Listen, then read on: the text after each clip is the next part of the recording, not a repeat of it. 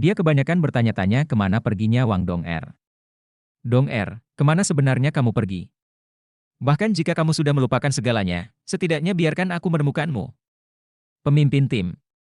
Pada saat ini, suara dingin menyentak Huo Yuhao dari pikirannya. Saat dia memutar kepalanya, dia melihat Dai Luoli menatapnya dengan penuh perhatian. Apa? Apakah ada sesuatu? Huo Yuhao bertanya. Bisakah kita keluar dan ngobrol? Dai Luoli bertanya. Huo Yuhao secara alami tahu apa yang ingin dia lakukan, tapi tidak menolak permintaannya. Dia berdiri dan berkata, baiklah. Dia juga tidak membawa tombaknya, dan keluar dari tenda bersama Dai Luoli dengan tangan kosong. Saat mereka berdua keluar rumah, tempat tidur mereka mulai ramai karena kebisingan. Banyak tentara baru mulai berbicara satu sama lain. Huo Yuhao tidak tergerak, tapi ekspresi Dai Luoli lebih jelas. Apakah menurut Anda wakil ketua tim mencoba menantang ketua tim? Itu mungkin. Lihatlah wakil ketua tim, dia tampak percaya diri. Bukankah ketua tim besar tadi menyebutkan bahwa selama seseorang mampu, dia bisa menjadi pemimpin tim? Sepertinya wakil ketua tim juga sangat kuat, karena dia berani menantang ketua tim bahkan setelah ketua tim tampil hari ini. Tempat tidur kami memang penuh dengan bakat terpendam. Saat ini, langit di luar sudah menjadi gelap gulita. Dai Luoli berjalan menjauh dari tempat tidur, tapi Huo Yuhao masih tidak menanyakan alasannya. Dia hanya diam-diam mengikutinya. Setelah meninggalkan kemah mereka, mereka berdua segera datang ke tempat pawai. Dai Luoli berhenti dan menoleh ke arah Huo Yuhao, Tang Dong, aku tidak akan bertele-tele. Saya harap Anda menyerahkan posisi Anda sebagai pemimpin tim kepada saya. Huo Yuhao dengan tenang bertanya, mengapa saya harus? Dai Luoli menjawab, saya harus menjadi pemimpin tim. Jangan tanya kenapa. Saya hanya ingin gelar ini. Saya bisa membiarkan Anda terus menjalankan tempat tidur pertama, saya tidak pandai dalam hal itu. Namun, saya pasti akan menyerang di depan selama pelatihan kami dan perang yang akan terjadi. Saya percaya bahwa saya akan mampu mengumpulkan beberapa pahala dan dipromosikan. Jika hal itu terjadi, Anda akan tetap menjadi pemimpin tim. Bagaimana menurutmu? Tidak. Jawaban Huo Yuhao sederhana. Dia secara alami memahami bahwa tujuan Dai Luoli mungkin sama dengan tujuannya. Mereka berdua ingin memulai dari bawah dan akhirnya menjadi perwira tinggi. Hanya saja dia juga tidak punya banyak waktu untuk berlama-lama di peringkat bawah. Ayo berdebat. Jika saya menang, Anda menyerahkan posisi Anda kepada saya, bagaimana dengan itu? Dai Luoli secara alami dapat menebak bahwa Huo Yuhao tidak mau. Namun, dia tidak menyangka Huo Yuhao akan langsung menolaknya tanpa menyelidiki lebih jauh. Baiklah. Jawaban Huo Yuhao sesederhana sebelumnya. Dia akan segera menangani Dai Luoli sebelum kembali bermeditasi. Hari sudah larut. Dai Luoli jelas marah dengan nada suara Huo Yuhao yang langsung dan terkesan menghina. Dia berteriak dengan dingin sebelum melesat maju menuju Huo Yuhao. Dia memang sangat cepat. Saat kekuatan jiwa seorang master jiwa meningkat, tubuhnya juga akan terus berubah, membuatnya jauh lebih kuat daripada orang biasa. Saat dia mencapai Huo Yuhao, dia meninju bahu kanan Huo Yuhao. Tubuh Huo Yuhao sedikit tenggelam, dan dia mengambil posisi kudanya, seperti yang dia lakukan di sore hari. Saat tinju Dai Luoli hendak mengenainya, dia menarik bagian kiri tubuhnya sedikit ke belakang dan menghindari kontak. Setelah itu, dia memukul bahu kanannya kembali ke arah tinju Dai Luoli. Dai Luoli hanya merasakan sebuah kekuatan menghantamnya, dan merasa seolah-olah dia baru saja meninju pelat baja. Dia terhuyung mundur beberapa langkah sebelum menstabilkan dirinya, dan ekspresi terkejut melintas di matanya. Pada sore hari, dia tahu bahwa kemampuan Huo Yuhao tidak lemah. Namun, dia tidak mengira kekuatan Huo Yuhao berada di atas kekuatannya. Namun, dia tidak akan membiarkannya begitu saja. Setelah dia terhuyung mundur, dia langsung menyerang ke depan lagi. Kali ini, dia jauh lebih cepat. Dia tidak memukul kali ini, tetapi menggunakan satu tangan untuk meraih bahu Huo Yuhao. Kali ini sorot matanya lebih tajam. Huo Yuhao mengangkat tangan kirinya dan meraih tangan Dai Luoli. Tangan kanan Dai Luoli berhenti di tengah jalan, dan dia mencoba mengubah arahnya. Namun, tangan Huo Yuhao bergerak lebih cepat. Dai Luoli merasakan segalanya menjadi buram di depannya sebelum Huo Yuhao meraih pergelangan tangannya. Saat Huo Yuhao meraih tangan kanannya, dia segera mengencangkan cengkeramannya di pergelangan tangan Dai Luoli. Sambil menarik, dia melemparkan Dai Luoli ke atas. Merasakan bahaya, Dai Luoli tanpa sadar mengaktifkan kekuatan jiwanya. Namun, dia hanya merasakan jari-jari Huo Yuhao seperti perlengkapan baja yang mengencangkan pergelangan tangannya dan menyebabkan bagian bawah tubuhnya mati rasa. Dia sebenarnya tidak dapat mengumpulkan kekuatan jiwanya karena ini. Ada lebih banyak pergerakan kali ini. Dai Luoli langsung dibanting ke tanah oleh Huo Yuhao. Lapangan parade tertutup tanah. Namun, dia mengalami disorientasi dan merasa seolah-olah organ dalamnya terjatuh di dalam tubuhnya ketika dia terlempar ke tanah. Tulang-tulangnya juga hampir hancur. Hal ini sebagian disebabkan oleh berat dan kelembamannya. Huo Yuhao melepaskan pergelangan tangannya dan menggelengkan kepalanya. Setelah ini, dia berbalik dan berjalan kembali menuju tempat tidur mereka. Dai Luoli merasa malu dan marah ketika dia berteriak, "Kamu, jangan pergi!" Dia mengumpulkan kekuatan jiwanya dan merangkak dari tanah. Huo Yuhao berhenti sebelum berbalik untuk melihatnya. "Ayo kembali. Kami masih perlu berlatih besok. Saya yakin intensitas latihan prajurit baru tidak akan kendur." "Tidak. Aku harus mengalahkanmu. Saya minta maaf." Dai Luoli tiba-tiba berteriak. Setelah ini, lapisan cahaya putih bersinar dari tubuhnya. Tiba-tiba, tubuhnya dengan cepat bertambah besar, dan ototnya menjadi sangat tebal. Helaian rambut putih juga mulai muncul dari tubuhnya, dan seragamnya hampir pecah karena terlalu ketat. Ini pertama kalinya Huo Yuhao terkejut setelah memasuki kamp militer ini. Jiwa bela diri yang diungkapkan Dai Luoli ini terlalu familiar baginya. Macan putih. Itu adalah macan putih. Tidak, ada yang tidak beres. Aura macan putih miliknya agak lemah. Apalagi rambut di tubuhnya berwarna putih bersih, tanpa ada garis hitam. Selain itu, macan putih ini tidak memiliki murid aneh dari keluarga macan putih. Dai Luoli, Dai Luo Jiao. Tiba-tiba, Huo Yuhao teringat mengapa namanya terdengar begitu familiar. Dia. Cara Huo Yuhao memandang Dai Luoli segera berubah. Itu berubah dari ketidakpedulian menjadi kesungguhan. Saat dia masih tinggal di Dukes Menshan, ada beberapa orang yang bersikap hangat padanya, selain ibunya sendiri. Ada seorang wanita yang merupakan selir Adipati Macan Putih. Wanita ini adalah wanita lain yang dibenci oleh istri Adipati Macan Putih. Wanita ini memperlakukan Huo Yuhao dan ibunya dengan sangat baik. Dalam beberapa tahun pertama setelah Huo Yuhao lahir, dia akan memberi mereka makanan dan pakaian. Dia bahkan pernah menggendong Huo Yuhao sebelumnya. Setelah istri Adipati Macan Putih mengetahui hal ini, mereka kehilangan kontak satu sama lain. Huo Yuhao masih sangat muda saat itu, itulah sebabnya dia tidak memiliki ingatan yang mendalam tentang apa yang telah terjadi. Namun, samar-samar dia ingat bahwa selir ini juga memiliki seorang anak bernama Dai Luoli. Dari segi usia, dia seharusnya 1 tahun lebih muda dari Yuhao sendiri. Orang di depannya ini tidak memiliki macan putih murni, dan namanya juga Dai Luoli. Apakah dia benar-benar adik tirinya dari ayah yang sama, tetapi ibu yang berbeda? Dari segi usia, Dai Luoli 1 tahun lebih muda darinya, jika dia benar-benar putra Adipati Macan Putih. Saat dia mengingat semua ini, mata Huo Yuhao menjadi basah. Meskipun dia tidak menyukai Dai Yueheng dan Dai Huabin, dia hanya menyayangi Dai Luoli. Ibu Dai Luoli pernah banyak membantu ibunya sendiri, jika tidak, dia pasti sudah mati. Setelah itu, istri Adipati Macan Putih ikut campur, dan mereka tidak lagi bertemu satu sama lain.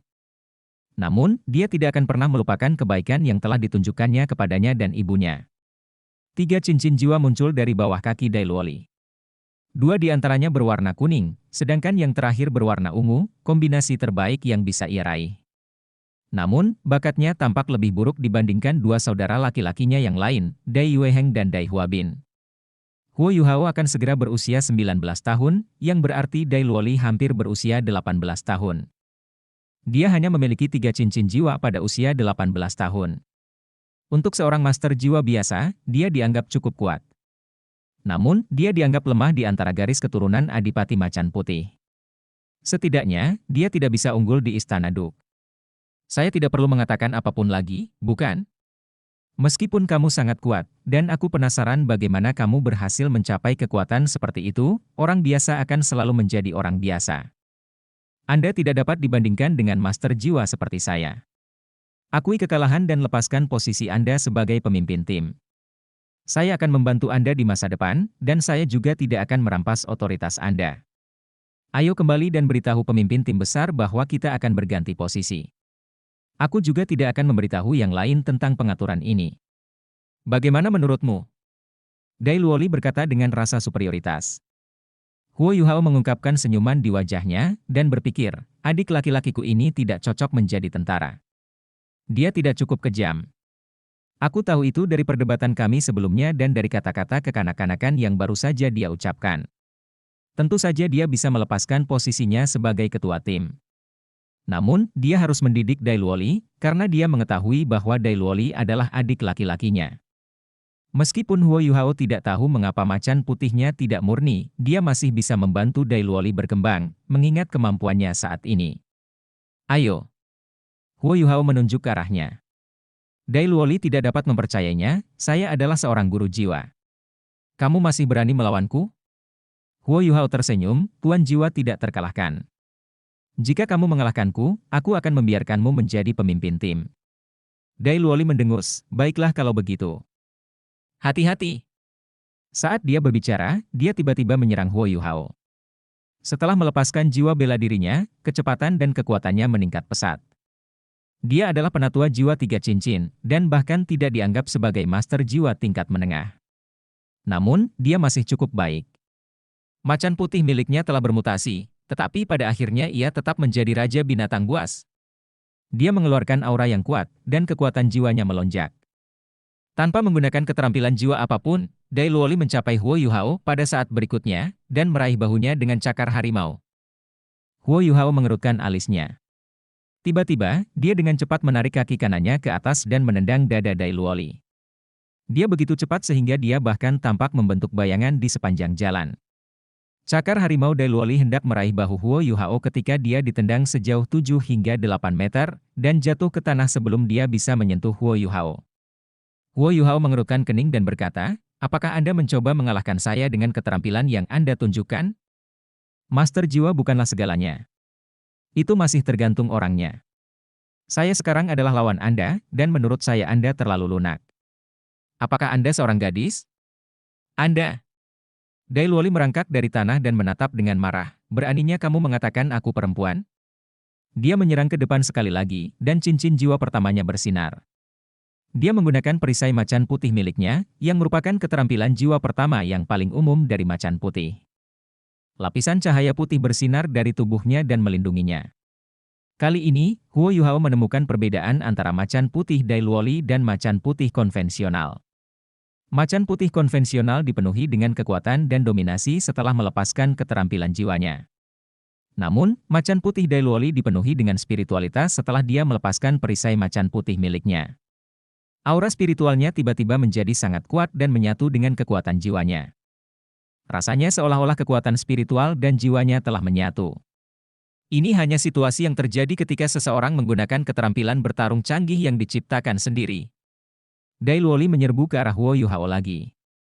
Entah dia keras kepala atau percaya diri, dia melakukan hal yang sama seperti sebelumnya, mengulurkan tangan ke bahu Huo Yuhao. Huo Yuhao menginjak tanah dengan kaki kanannya. Suara teredam bernada rendah bergema, dan Dai Luoli merasakan getaran datang dari bawah kakinya. Dia terlempar beberapa meter ke udara. Saat dia naik ke udara, cakarnya secara alami tidak mencapai sasarannya. Huo Yuhao maju selangkah dan menekankan tangan kanannya ke dada Dai Luoli. Perisai harimau putih Dai Luoli mulai bersinar dengan cahaya putih dalam upaya untuk mendorong Huo Yuhao menjauh.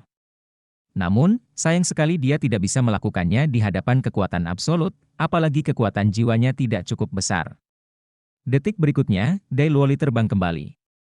Dia tidak terjatuh ke tanah kali ini, dengan perisai harimau putih yang melindunginya. Sebaliknya, dia terhuyung mundur lebih dari 10 langkah. Kali ini, ekspresi Dai Luoli akhirnya berubah menjadi serius.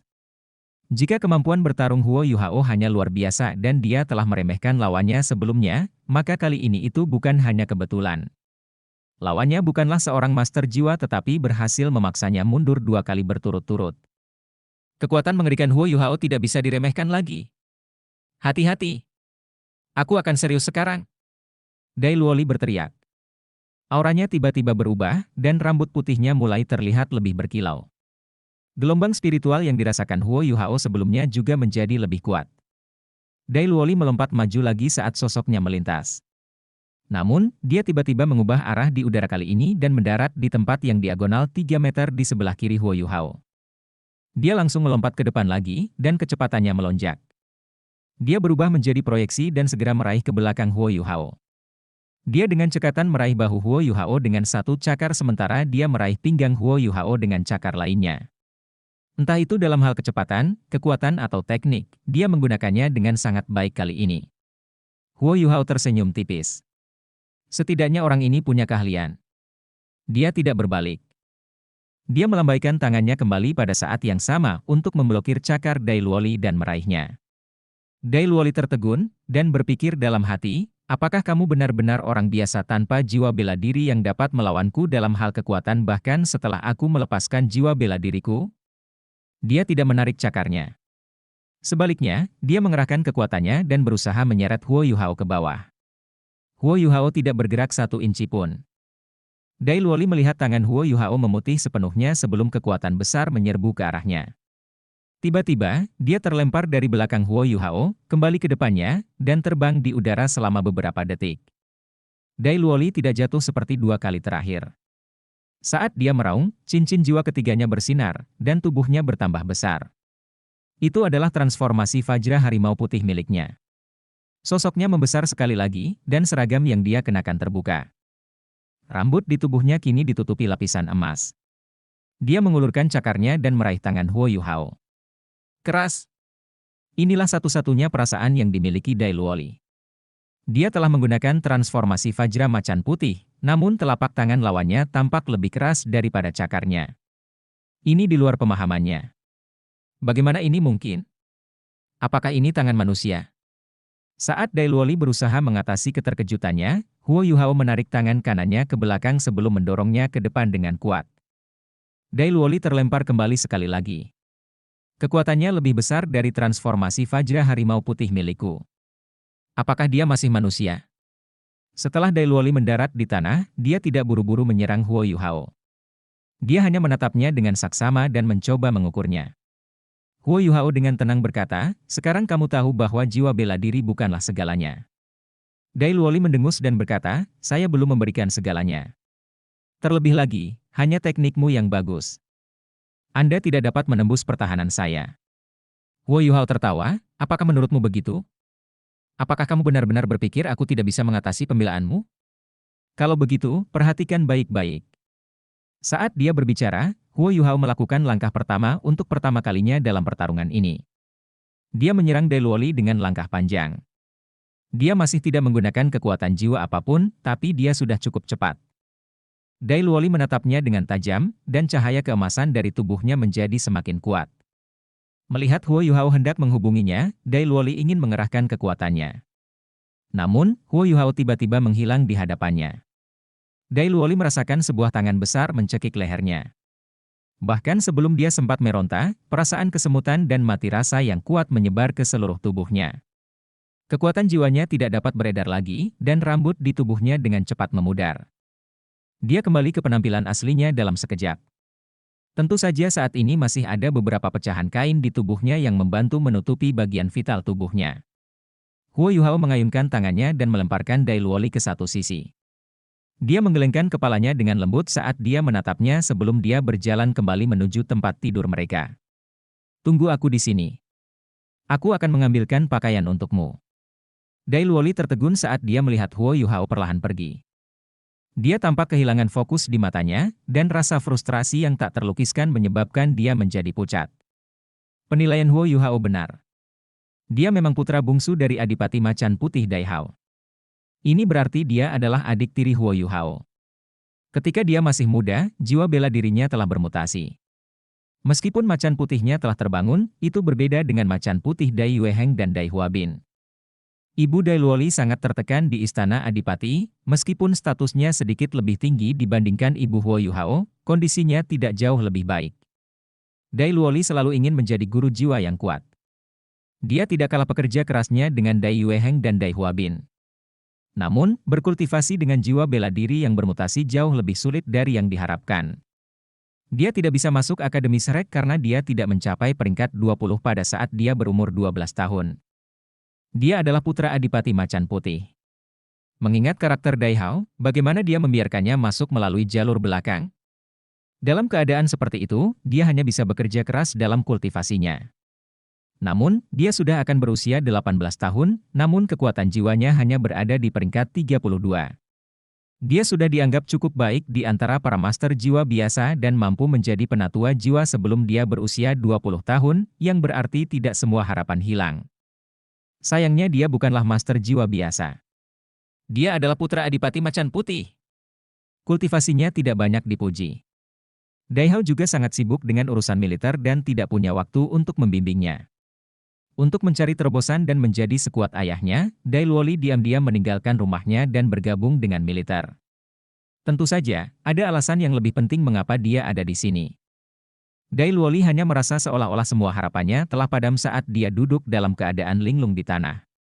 Dia awalnya berpikir bahwa dia masih memiliki keunggulan dibandingkan orang lain di militer, meskipun dia tidak bisa dibandingkan dengan saudara-saudaranya. Hari ini, dia berhasil menjadi prajurit kelas 1 yang membuktikan keyakinannya. Namun, dia mendapat pukulan besar setelah pertarungannya melawan Huo Yuhao.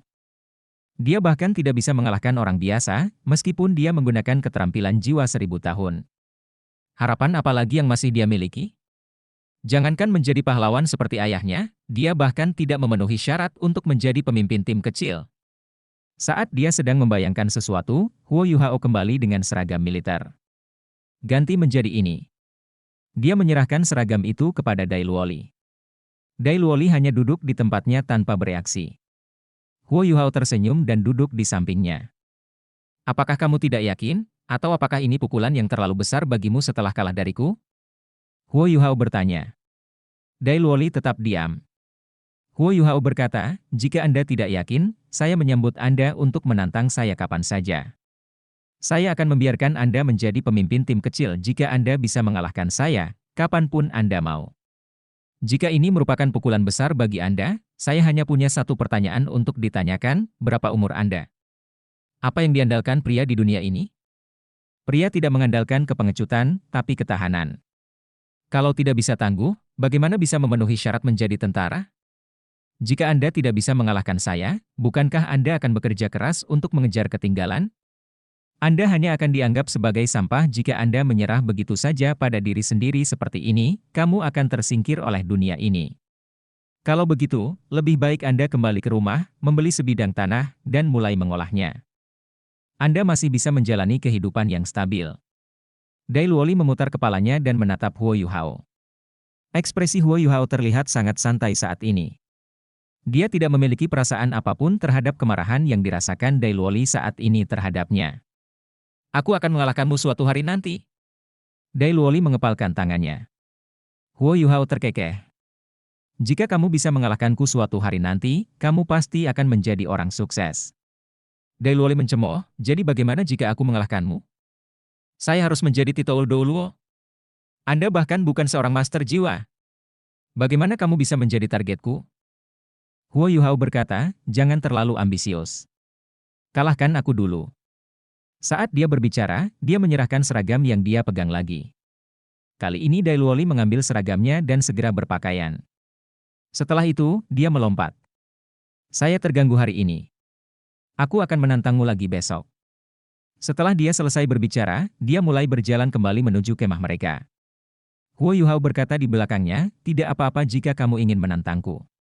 Namun, sebaiknya kamu menyiapkan beberapa pakaian untuk besok. Setiap orang hanya memiliki 2 seragam. Tubuh Dai Luoli menjadi kaku sesaat, sebelum dia mempercepat langkahnya kembali. Ketika Huo Yuhao kembali ke tempat tidurnya, sebagian besar prajurit sudah tertidur karena lelah. Namun, ada juga yang masih terjaga. Wang Xiaodian adalah salah satunya. Ketika Huo Yuhao kembali, Wang Xiaodian diam-diam mendekatinya dan berbisik, "Bos, apa yang terjadi? Apakah wakil ketua tim menantangmu?"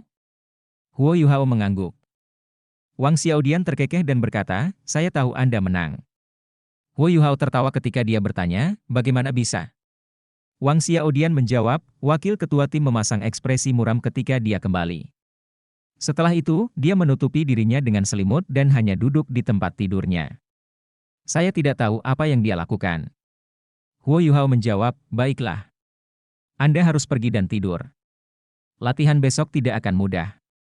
Anda masih punya waktu untuk terlibat dalam gosip. Ya, aku akan segera pergi dan tidur. Bos, aku akan mengikutimu di masa depan. Wang Xiaodian dengan cepat menyelinap kembali ke tempat tidurnya untuk tidur. Huo Yuhao juga berbaring di tempat tidurnya, tetapi dia tidak segera melakukan meditasi mendalam. Sebaliknya, dia memikirkan bagaimana dia dapat membantu Dai Luoli meningkatkan kemampuannya. Malam itu berlangsung tanpa suara. Keesokan paginya, suara klakson terdengar untuk mengumpulkan semua orang saat tanda fajar pertama mewarnai langit. Huo Yuhao adalah orang pertama yang melompat dari tempat tidur, dan dia membangunkan semua anggota baru dari tempat tidur pertama. Semua rekrutan merengek saat mereka bangun, tapi dengan cepat mengenakan seragam mereka sebelum kehabisan. Dai Luoli mengikutinya. Dia menutupi dirinya dengan selimut pada malam sebelumnya, dan sedang bermeditasi mendalam. Di pagi hari, dia tampak cukup energik, terlepas dari kenyataan bahwa dia terlihat sedikit pucat.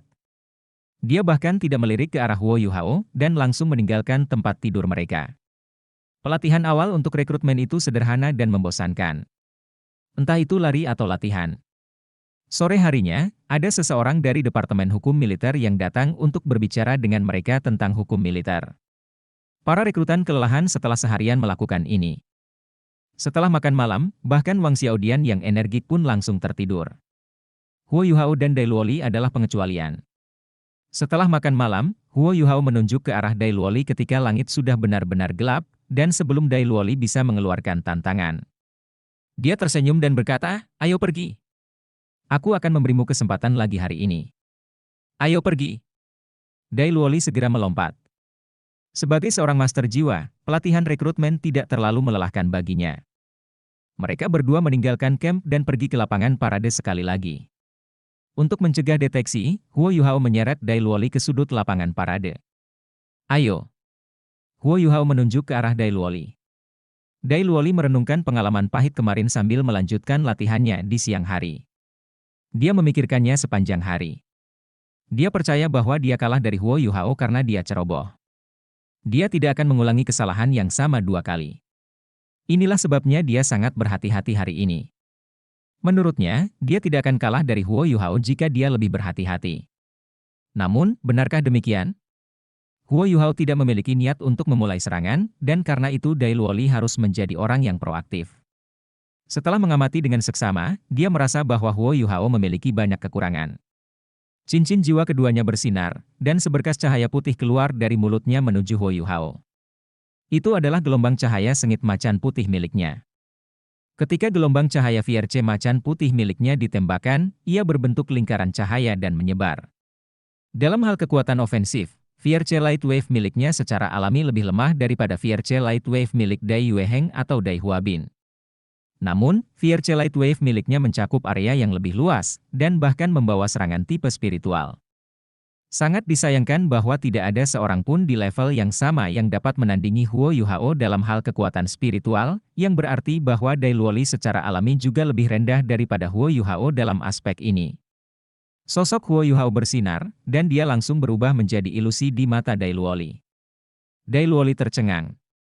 Dia jelas telah mengunci lawannya sebelum melepaskan keterampilan jiwanya, tapi dia masih meleset.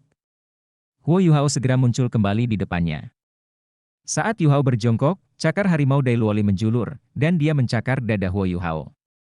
Huo Yuhao berhenti maju dan mengangkat kaki kanannya. Seketika, dia menendang kedua pergelangan tangan Dai Luoli.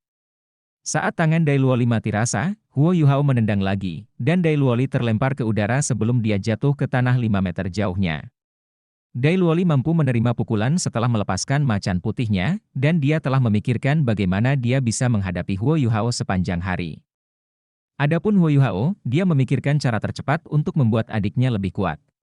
Setelah merenung selama beberapa waktu, dia berpikir bahwa metode terbaik adalah meniru sosok emas kebiruan yang dia hadapi di lembah pertanyaan cinta Yin Yang. Hancurkan dia. Dia akan menghajar Dai Luoli dengan baik. Hanya setelah kekalahan telak, Dai Luoli akan mengingat pelajaran ini seumur hidup. Jika dia mengingat pelajaran ini seumur hidup, kemampuannya secara alami akan meningkat. Akibatnya, rencana Huo Yuhao adalah melakukan pelatihan individu dengan Dai Luoli setiap malam selama periode pelatihan rekrutmen ini. Tragedi Dai Luoli dimulai saat Huo Yuhao mengenalinya. Pada awalnya, dia tidak percaya bahwa dia tidak bisa mengalahkan orang biasa sebagai master jiwa. Namun, seiring berjalannya waktu, Huo Yuhao selalu mampu mengalahkannya menggunakan kekuatan dan kecepatannya tidak peduli metode apa yang dia gunakan. Namun Huo Yuhao tahu batas kemampuannya. Dia memukul Dai Luoli tanpa menyebabkan luka yang nyata. Kehidupan seorang rekrutan sangatlah sederhana dan melelahkan, atau setidaknya inilah yang terjadi pada sebagian besar rekrutan. Sebagian besar rekrutan kelelahan karena pelatihan intensitas tinggi yang mereka jalani. Namun kehidupan Dai Luoli sangatlah mengasyikkan, jika dipukul dan dipukuli terus-menerus bisa dianggap mengasyikkan. Huo Yuhao menonjol selama pelatihan rekrutmennya. Dia adalah yang terbaik di hampir setiap komponen pelatihan. Para rekrutan di tempat tidur pertama perlahan-lahan dimenangkan olehnya karena kemampuannya dan sesekali bantuan kekuatan spiritualnya. Huo Yuhao juga akan mengajari para anggota baru beberapa teknik sederhana dari sekte Tang dan membimbing mereka dalam pelatihan mereka. Reputasinya di tempat tidur pertama perlahan meningkat. Di bawah kepemimpinannya, First Bung, atau lebih tepatnya tim kecil pertama, memiliki performa terbaik di antara semua tim kecil. Ayo pergi. Malam tiba, dan tibalah waktunya lagi. Huo Yuhao berjalan ke sisi Dai Luoli dan menepuk pundaknya. Setiap malam, mereka berdua pergi keluar. Huo Yuhao punya alasan, yaitu mereka melapor kepada pemimpin tim besar. Dai Luoli sedikit bergidik dan mengangkat kepalanya untuk melihat Huo Yuhao. Ada tatapan rumit di matanya. 1 bulan telah berlalu dari 3 bulan pelatihan rekrutmen mereka. Dia juga dipukuli oleh Huo Yuhao selama sebulan. Menyedihkan sekali. Satu-satunya penghiburan yang dia miliki adalah bahwa Huo Yuhao masih berbaik hati untuk tidak memukul wajahnya, yang berarti dia masih terlihat rapi di depan orang lain.